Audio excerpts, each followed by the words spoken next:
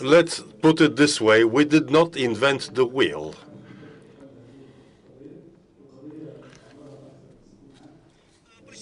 The Palestinian issue is more than 60 years old. Any politician knows the roots of the problem. There are thousands of theories about a possible solution to this issue. We know that resolutions are adopted by the Security Council which never are implemented on the ground. And always there are people which are pro-Israeli or anti-Israeli, or they support Israel but do not support its policy. If we want to talk about the relations between Arabs and the developing world and the West, and we need to identify the main problems in the area, the key issue in the Middle East is the problem between Palestine and Israel.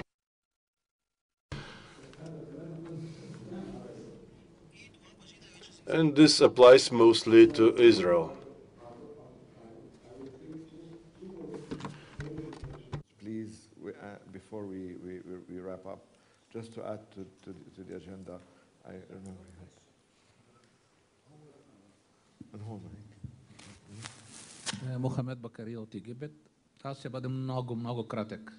I'm from Egypt. I'll be very, very brief. Just because today this is the last panel today, I just want to tell you that I see from time to time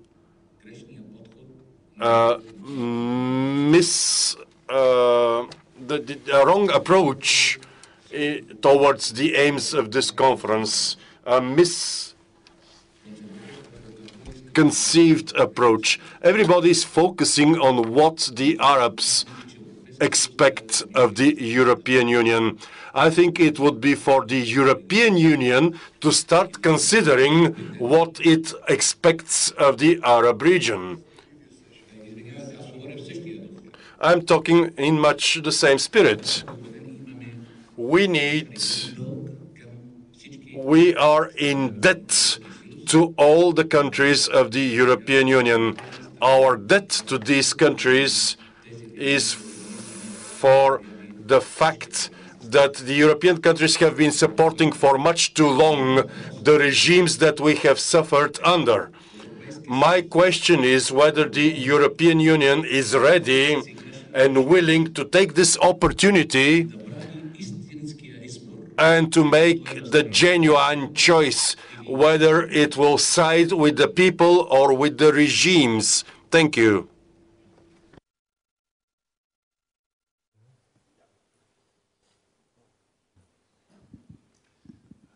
Thank you, Bill Taylor, United States.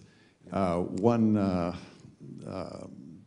clarification from the moderator who, when you were talking about President Obama's comments in Cairo, he was not addressing Arab leaders. He was addressing the Muslim world. Yes. I think that's important. However, I do have a question for our Egyptian panelist and Tunisian panelist, and that is, when Mr. Alamin was speaking, I think I heard the interpreter say that Osama bin Laden was the iconic symbol of the Tunisian and Egyptian revolutions.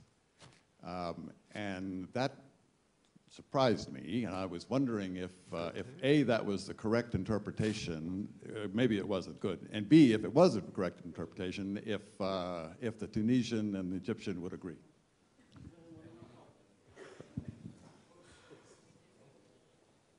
Okay. Yes, please. Today, for example, in Egypt, this is Tahrir Square, we had some of the Salafis, about a few hundred, praying for the soul of Ibn Laden. 400 people out of a population of 85 million. This is democracy. So this is an answer about the iconic symbolism of Mr. Bin Laden. Then they got some thousands to encircle the American embassy in Cairo to protest the assassination of Bin Laden. Again, 2,000 to 3,000. Who is that? So this is an answer. Bin Laden is an aberration. He is a discredit to Islam and to all Arabs and to all Muslims. Regarding the visa issue that you have been hearing, people are complaining. Thanks to Bin Laden, you have problems regarding visa. He is not. This is a secret organization only supported by a few fanatics. What can we do? Okay, I think we're going to wrap up because these were the last comments were very useful and it remains to wish the Bulgarians very happy St. George's Day. St. George came from the Middle East. We gave it to Bulgaria and to Britain and to many places for 2,000 years. And now it's payback time to help us with the transition in the Arab region. Thank you.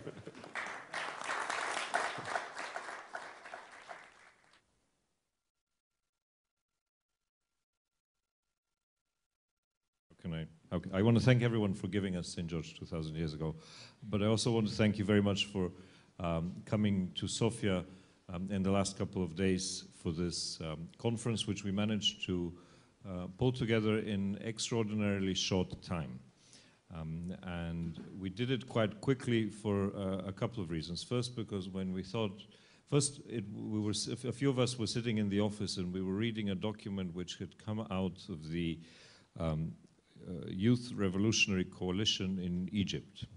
And it had listed a number of demands that the coalition, the youth in Egypt were putting to the table, and they read like a history of our own demands of about 20 years ago.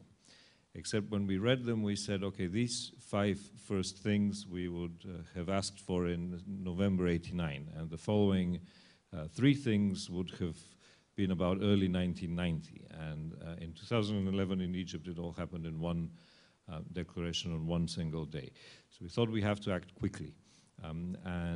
We improvised and we invited all of you to come to Sofia for this conference. And we've been thinking as it has been going on what to do from now on, because I think we have really a unique opportunity to develop a dialogue between Europe and the Near East and North Africa, the Arab world, to develop a dialogue that also involves very much the experience of Central and Eastern Europe in transition, and to focus perhaps over the next year on 3 things.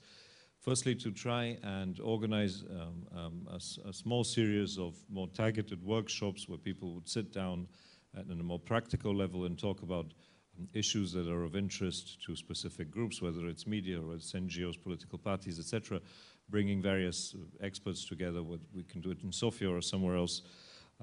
Secondly, to try and, in about a year's time, have another event that would look again at what the relationship between Europe and our neighbors to the south and how it has evolved a year after. And I think that would be very important. But also, thirdly, to keep everyone who's been involved in this conference involved, at least in an online manner. I mean, everyone's been calling this the Twitter revolution. We would have been completely out of sync if we were not Twittering this whole event as you were speaking or streaming it live on the internet. And perhaps it would be an interesting opportunity for people who were here to stay in touch and exchange ideas as they emerge.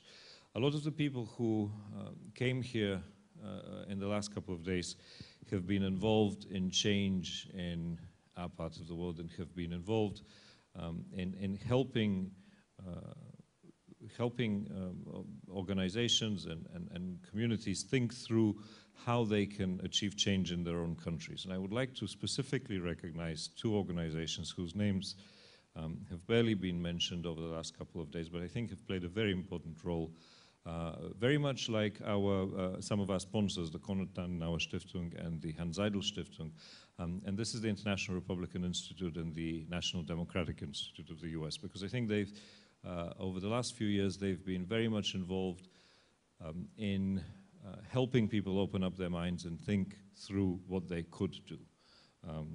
I don't think even they expected to see what has been happening now, a year or 2 years ago. And urge them to also continue the US involvement in this dialogue.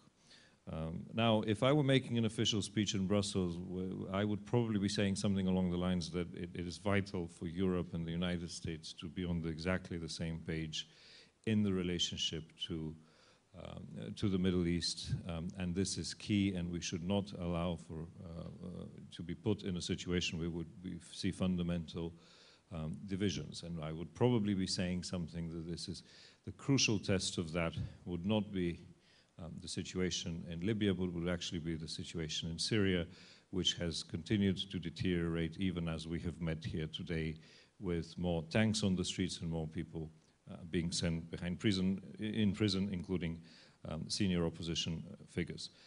In our call for reforms and in our call for moderation and in our call for opening up of society, but also in our call to open up another part of dialogue which some might consider rather controversial. And this has been broached by some of you in this last panel, and this is the evolution of Islamic parties in the Middle East.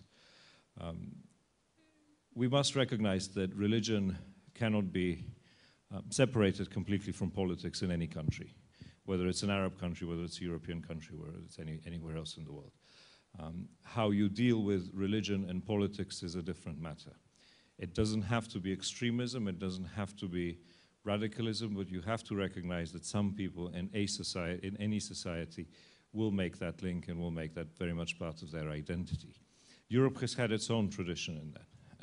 The emergence of Christian democracy in Europe has been very much linked to a response to social problems 100 years ago that have evolved today to be a completely acceptable and very much a mainstream part of European debate. And I do hope that the center-right of Europe will also find the strength in itself to establish a dialogue, at least to understand what is going on in the Middle East with Islamic movements, and develop such a dialogue that would help to bring everyone in a direction of moderation that is constructive for the engagement in any society. And perhaps that is one thing which would be interesting to look at in the future. So, ladies and gentlemen, without further ado, I would like to thank once again our sponsors and the organizers of this conference. I'd like to thank very much the Sheraton Hotel, our interpreters who've been juggling a few languages, and I'm sure that they don't do that quite often here in Sofia. Thank you very much for all of that, and thank a few personalities who've been key to making this conference a success and who have worked very, very hard behind the scenes to make sure that it has actually come together. Let me start with Vesela Cherneva, the spokesperson of the Foreign Ministry, Daniela Penkova, my advisor, Daniel Stefanov, I don't see him, there he is. Daniel, thank you very much for organizing all of this.